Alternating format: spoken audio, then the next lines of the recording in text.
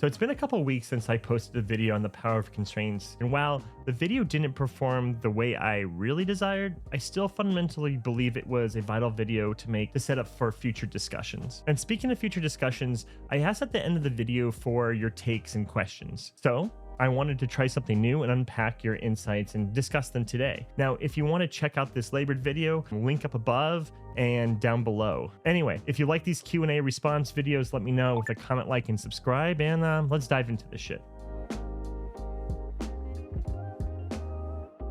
Okay, so let's talk about how you view constraints in designs. Now, I edited these responses down for the sake of time, so just bear with me. So let's start with digital addict. Probably my favorite constraint in my career has been polishing someone else's turd. The constraints are so limited as I have to take what they've done and save it with minimal budget. And I would have to agree, I think that the majority of the time, you're often, as a designer, not going to be entering a brand new project where you create things from scratch. You often have to go into someone else's file or someone else's work and improve or tweak it. And these constraints can be absolutely maddening because they can be numerous. They can be a lack of budget, or they had to get things out to market really fast, or the designer didn't have enough time to do things, or, it was dictated on high by stakeholders. Legacy is a really difficult thing to tackle and a very nasty but also important constraint to consider. So awesome. Next, XR Melissa. Sometimes I feel obsessed with designing around the full 360 and VR. It can be cool, but practically speaking, a couple of primary constraints to field of view and the user's attention. In VR, you can't actually force people to look at a certain direction, of course, only clever tricks to convince them to, but that's the closest thing we have to the bounds of the screen spatial as far as I'm concerned. And yeah, I think that, I think what she's referring to is 360 video and stuff like that. I kind of cut this down for the sake of time, but yeah, I think that designing for field of view is a lot more complicated than designing for a mobile screen. A mobile screen is a variable that you can move back and forth and it casts someone's attention. But if you're designing for 260 degrees of someone's peripheral view, that is very, very difficult. So I think when we're designing for field of view, we're going to have to really play with the constraints of central vision, peripheral vision, to create hierarchy and structure and composition. And I think that this is really, really important in how we present our work to users. Now, I'm going to be doing a talk at AWE kind of all about mastering the ability to aid perspective instead of dictate perspective for designing in XR. It's going to be one of the most powerful tools in XR or in just design in general. So really, really good feedback. Arya Harkar, sorry, I f***ed up your name. I love constraints simply because they allow me to do my job without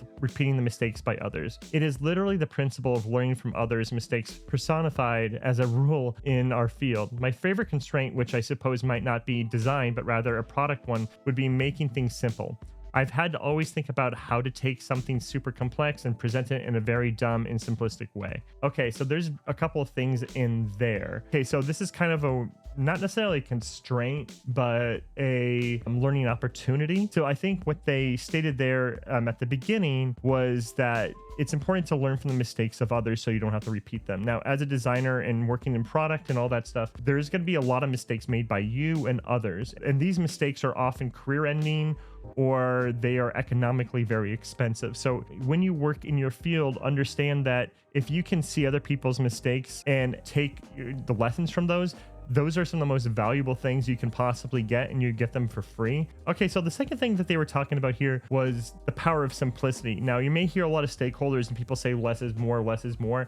And while that is correct, minimalistic design is often the most difficult design to master because that means everything in your composition has to flow holistically with each other in a minimal way.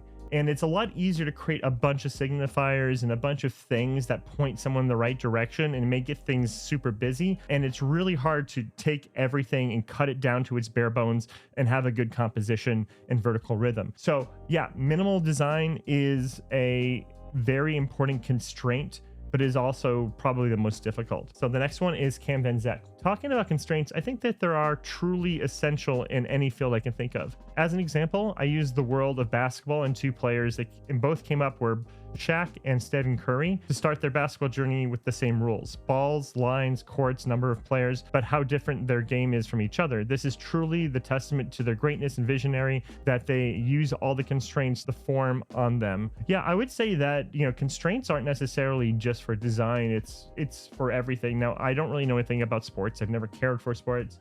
I know who those people are because I live in San Francisco and his face is everywhere. Stephen, I don't know. But yeah, I mean, the game of basketball has very strict constraints and guidelines. Otherwise, it would just be impossible to do anything, and the games would be either too long, too boring. Imagine if you didn't have a standardized hoop height, or you didn't have a standardized ball size, or if you didn't have any rules whatsoever. It'd just be people throwing a ball around doing randomness. And I think that this could be set for design, but the thing that's interesting about XR is that there is no set frame at the moment. And so using this analogy, we're just Stephen Curry and Shaquille O'Neal just running around this empty plane trying to figure out what the rules are to the game. And I think that that's why I find this conversation super important, because it's all about understanding the rules that exist today in other mediums, bringing them into XR, and then being able to see how far we can break past those. So let's get into our user question. So Arya Akar, again, as designers, we have always thought that reinventing the wheel was a bad practice where the user had to learn a new behavior. It honestly is a problem. I think there's a lot of young designers out there that want to reinvent the wheel, but they don't even understand what a wheel is. Anyway, so let's move on. At this point, both Quest and AVP have basically supplemented having multiple screens in terms of mixed reality. For example, with enough money, I can recreate the whole thing with retractable TVs and monitors. I'm not sure if that's true. Mixed reality is a lot more complicated than just physical monitors that are retractable. There is not much new in the terms of mixed reality yet, which I feel is wrong. I believe that since mixed reality is a completely new segment, it should and would have completely new interactions, satisfy new use cases, and use the given medium to show content in a completely new manner. My question is, where do you think mixed reality is headed?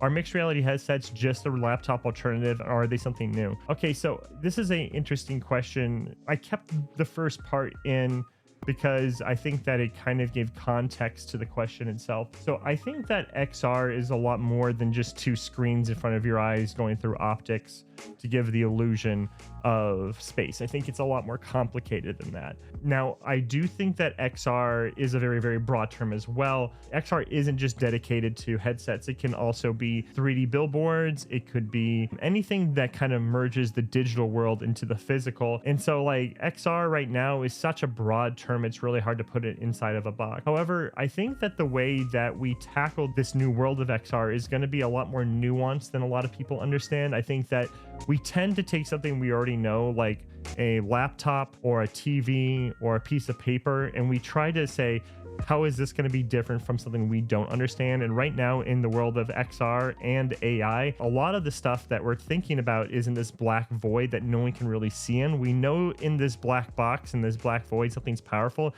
but no one's really been able to grab things inside of there and bring them up so people can see them. And I think that's going to be our job. Now, I think that headset-based design, AR glasses, VR headsets are going to be the equivalent of a phone and a computer. For instance, like the VR headset in the future, you may not walk around outside with a VR headset, even with passive AR in it. I think that will be designated to the home the same way a computer would. You're not going to be walking around outside with a computer working. You save that for a place where you can be stationary and focused. A computer is completely different than the alternative, which is a phone, which is kind of there to aid you in your day-to-day. And I think that's where AR and these AR glasses are going to be more important. But I think that the equivalent of the PC and mobile phone are interesting here, because I think that we're not just going to completely replicate like what a PC is. The way we interact with digital media is going to be completely different. And I think in the next, 5 to 15 years, a designer's job, especially in product design, maybe 8 to 10% of it's going to be UI, and a lot of it's just going to be us creating physical experiences. So it's going to be a lot more industrial. It's going to be a lot more creative in many places. And so I think that the way we think about design today being like these stationary cards that move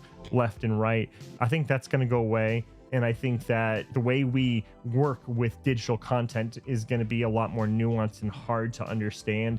coming from the perspective of today because we've never had these kind of superpowers. So yeah, there's a lot of stuff for us to dive into. And if you want to learn more about that, I think that you should join the XRD Discord. Pretty soon we're going to be having a design competition with some awesome prizes, amazing judges from across the industry. So I'll keep you posted. Anyway, those are some sick responses. I think the framework of jobs to be done or constraints are the fundamental framework on how we build products and experiences and art for that matter. Now, this video is kind of new for me. I'm just testing this shit out. I really want to get content out every week and I want to get better at presenting content. So if you like this kind of discussion, let me know down below with a comment, like and subscribe. And in my next video, I will be tackling what tools and skills are important for XR designers in 2024. But if you have any questions about tooling and skill sets, let me know with a comment down below. And then maybe after that, I'll talk about how to get a job and how to structure a portfolio. I don't know. Let me know if that interests you. Okay, so with that, I'm out. And until next time, everyone, take care and plus minus.